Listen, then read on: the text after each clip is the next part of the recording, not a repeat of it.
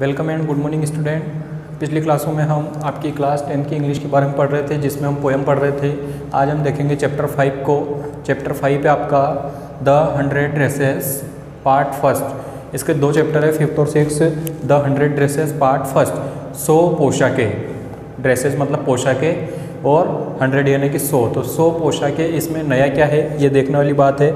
इसको लिखा है एलिनोर एस्टेस। इसके राइटर है एलिनोर एस्टेस, काफ़ी फेमस राइटर है। और इन्होंने जितनी भी अपनी रचनाएं लिखी है, जितने भी राइट्स इन्होंने लिखे हैं अपने, वो बच्चों के ऊपर लिखे हैं कि बच्चे किस प्रकार से सोचते हैं, क्या करते हैं, क्या नहीं करते हैं, उनके ऊपर लिखा हुआ है। तो ये जो चैप्टर है द 100 ड्रेसेस, ये भी एक बच्चे के ऊपर ही है और एक छोटी लड़की के ऊपर है कि उसकी 100 ड्रेसेस किस तरीके से कंप्लीट होती है, उसके बारे में इसमें कहा गया है। ठीक है, और इस चैप्टर को अपन यहाँ पढ़ेंगे।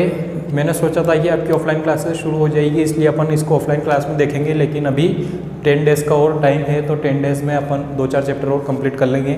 तो आप पढ़ते रहना। अपन स्टार्ट करते हैं 100 ड्रेसेस के बारे में और इसकी समरी के बारे में कि इसकी समरी है क्या। इसके अंदर सिर्फ एक क्लासरूम दिया हुआ है, जिसको रूम नंबर 13 के नाम से इसमें दिया गया है कि एक क्लासरूम है जो रूम नंबर 13 में लगता है। इसके अंदर कुछ लड़कियां, कुछ स्टूडेंट्स भी हैं, गर्ल्स भी है, बॉयज़ भी है और इसके टीचर्स भी है। मैं जो लड़की का नाम इसमें दिया है वो है वांडा पेट्रोन्स्की। ये एक अमेरिकन गर्ल है। अमेरिकन गर्ल जो पुलिस गर्ल होती है, मतलब जो पुलिस लोग वहाँ पर होते हैं अमेरिका में। पुलिस से मतलब कि जो दबे कुचले निचले स्तर के जो व्यक्ति होते हैं, जो लोग होते हैं, उनको कहा जाता है। तो वहाँ जो अमेरिका में इनके साथ व्यवहार होता है उसके बारे में कहा गया है। अमेरिका की स्टोरी इसमें बताई गई है। और एक लड़की है वांडा पेट्रोन्स्की, जो हमेशा एक ही ड्रेस में स्कूल आया करती थी और चुपचाप गुमसुम सी एक कोने में जाकर बैठ जाया करती थी। उसकी रो जो होती थी क्लास की, उसमें एक कोने में जाकर वो बैठ जाती थी। वहाँ से वो हिलती डुलती नहीं थी, चुपचाप बैठी रहती थी और उसी में अपना पूरा दिन निकाल लेती थी और फिर वापस घर चली जाती। उसका डेली यही रूटीन था, हमेशा वो किसी से बोलती करती नहीं थी, उससे बातें नहीं करती थी। इसी के बीच दो लड़कियां और यहाँ पर अलग नाम की दी हुई है। फर्स्ट है पेगी और सेकंड है मेडी। मेडलिन इसका नाम है, लेकिन मेडी आपकी बुक में दिया हुआ है। और पेगी, दो गर्ल्स और हैं। ये तो एक गर्ल है, ये सेकंड और ये थर्ड, तो 3 गर्ल्स की ये स्टोरी है, जिसमें ये कहा गया है कि ये होती क्या है। पेगी, हमने वांडा पेट्रोन्स्की के बारे में मैंने आपको बता दिया कि क्या थी वो, कैसी गुमसुम सी, मासूम सी, उदास सी बैठी रहती थी। उससे कोई बोलता नहीं था, बातें नहीं करता था, वो भी किसी से बात करना पसंद नहीं करती थी और चुपचाप बैठी रहती थी। और एकमात्र ड्रेस उसके पास थी जिसको पहनकर वो स्कूल आया करती थी। अगली लड़की थी पेगी, जो काफ़ी इंटेलिजेंट, सुंदर और दिखाई देने में भी काफ़ी अच्छी थी। वह इंटेलिजेंट भी थी, तो अपनी फर्स्ट रो में वो हमेशा बैठा करती थी। उसी की फ्रेंड थी मेडी। ये भी एक गरीब ही लड़की थी, लेकिन ये इसकी फ्रेंड थी, तो ये भी अच्छे से इसके साथ रहा करती थी। दिन भर इनके साथ बैठना उठना, बातें करना, पढ़ना लिखना सब इनका होता था।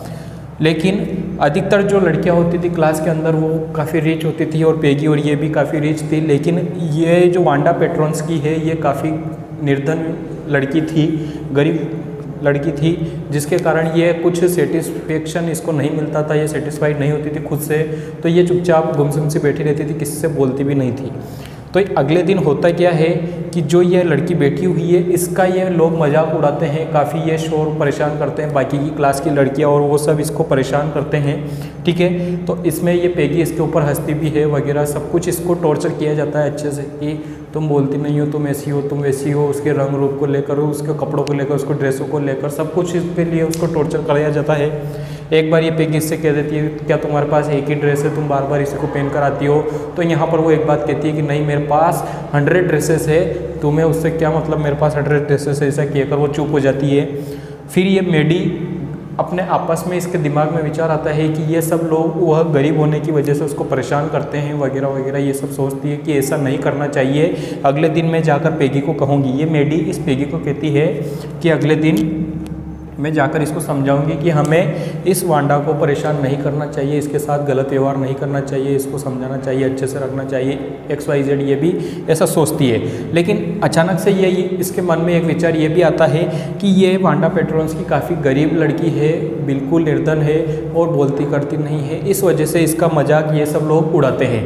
तो अगर मैं इनको मना करूँगी कि इसका मजाक मत उड़ाओ, ये लड़की इसको मना करेगी कि इसका मजाक मत उड़ाओ, तो कहीं ना कहीं मैं भी गरीब हूँ, ये लड़की जो है ये भी गरीब है और इसी की जैसी स्थिति इसकी है, लेकिन ये इसकी मित्र है, इसकी फ्रेंड है, इस वजह से इसके साथ कुछ भी घटना नहीं होती है। तो ये अंदर ही अंदर सोचती है कि अगर मैं इनको मना कर दूंगी इसका मजाक उड़ाने के लिए, तो हो सकता है ये कल से मेरा मजाक उड़ाने लग जाए और जो अभी वांडा के साथ घटनाएं होती है वो सारी घटनाएं मेरे साथ होने लग जाए। ये सोचकर ये काफ़ी परेशान हो जाती है और ये सोचती है कि नहीं, मैं मना नहीं करूँगी, चाहे कुछ भी हो, जैसा भी हो, देखा जाएगा। तो यहाँ पर वो अपना जो माइंड सेट होता है वो बदल लेती है और वह उसके साथ जो व्यवहार होता है वो होता ही रहता है। इसी के बीच एक कंपटीशन क्लास में ऑर्गेनाइज़ किया जाता है इनके टीचर्स के द्वारा, जिसमें एक लड़कियों को, गर्ल्स को तो कुछ गर्ल्स एंड बॉयज़ की जो अलग अलग टीमें थी, इनको कुछ बनाने के लिए कहा जाता है, इनको ड्रेसेस आर्ट करने के लिए कहा जाता है कि आप ड्रेसेस को आर्ट करके लाइए, और इन बॉयज़ को कहा जाता है कि आप मोटर बोट्स जो होती है उनके ऊपर प्रैक्टिकल बनाकर लाइए। ऐसा ही इनको एक टास्क दे दिया जाता है और इस कंप्लीट करने को कहा जाता है। और जब यहाँ पर संडे के बाद जो मंडे का दिन आता है, उस दिन भी वांडा पेट्रोन्स्की एब्सेंट होती है। ट्यूसडे का दिन आता है, उस दिन भी वांडा पेट्रोन्स्की एब्सेंट होती है। फिर वेडनेसडे के दिन जब ये कंपटीशन क्लास में ऑर्गेनाइज़ किया जाना होता है, तो तब वहाँ पर पूछा जाता है कि यह लड़की एब्सेंट क्यों है, तो वहाँ पर इसका पता लगाया जाता है और उस तक ये बात पहुँचाई जाती है कि यह कंपटीशन क्लास में ऑर्गेनाइज़ किया गया है, लड़कियों को ड्रेसें बनाकर लानी है और मोटर बोट्स की पेंटिंग वगैरह बॉयज़ को बनाकर लानी है। तो ये सब काम इनको दे दिया जाता है।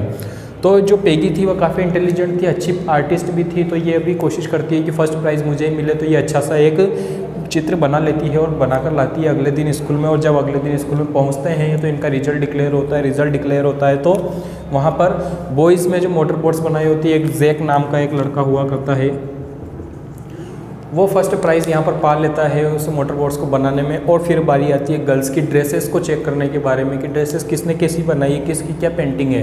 तो जब भी ये पेगी और मेडी क्लास में एंटर होते हैं, बारिश का समय होता है, छाता लेकर अंदर आते हैं, ये लेट हो चुके होते हैं। अंदर आकर ये देखते हैं कि पूरा रूम बड़ी बड़ी ड्रेसों के चित्र से भरा हुआ है, अच्छी सी पेंटिंग आर्टिस्ट उस ड्रेसों के लिए की गई है। और फर्स्ट प्राइज़ जो है वो इस वांडा पेट्रोन्स्की को दिया गया है। क्यों? क्योंकि इसने बहुत सारी ड्रेसें बनाई है। और क्यों बनाई है? क्योंकि इसने पूछा था कि तुम्हारे पास क्या एक ही ड्रेस है, तो उसने कहा था मेरे पास 100 ड्रेसेस है। तो वो क्या करती है कि एक से एक शानदार पेंटिंग उस 100 ड्रेसेस की बनाकर वहाँ पर स्कूल में ले आती है और वो जो फर्स्ट प्राइज़ होता है वो वहाँ पर फर्स्ट प्राइज़ जीत लेती है। इस तरीके से वांडा पेट्रोन्स्की जो है यहाँ पर ड्रेसेस का कंपटीशन, 100 ड्रेसेस का कंपटीशन वो जीत लेती है, जिसको यहाँ पर पार्ट फर्स्ट आपका चैप्टर 5 दिया हुआ है कि दी 100 ड्रेसेस पार्ट फर्स्ट। इसके अंदर ये 100 ड्रेसेस जीत लेती है, ऐसा इसमें बताया गया है।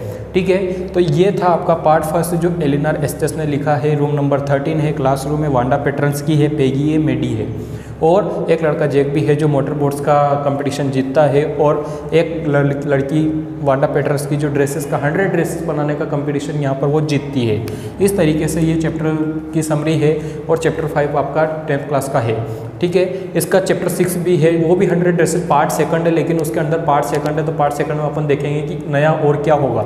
यहाँ पर इतना ही है कि उसकी जो 100 ड्रेसेस है वो किस तरीके से प्लांट हुई, मतलब किस तरीके से इसने मैन्युफैक्चर किया उन 100 ड्रेसेस को और किस तरीके से पूरी क्लास को उन्होंने बताया है कि मेरे पास 100 ड्रेसेस है। ठीक है, तो आप पढ़ते रहिए, मिलते हैं अपना अगली क्लास में। और स्टूडेंट्स, अगर आप क्लास को अटेंड कर रहे हैं तो आप अपना नाम हैंड टू हैंड आपकी क्लास के वक्त ही डाले कीजिए, क्योंकि मुझे आपकी क्लास के तुरंत बाद आपकी प्रेजेंट देनी हुई होती है। तो अगर आप नाम नहीं डालेंगे तो फिर आपकी प्रेजेंट नहीं जाएगी। तो जो टाइम पर प्रेजेंट देगा उसी की प्रेजेंट रजिस्टर में लगेगी। ठीक है, तो अपन मिलते हैं अगली क्लास में, आप पढ़ते रहिए।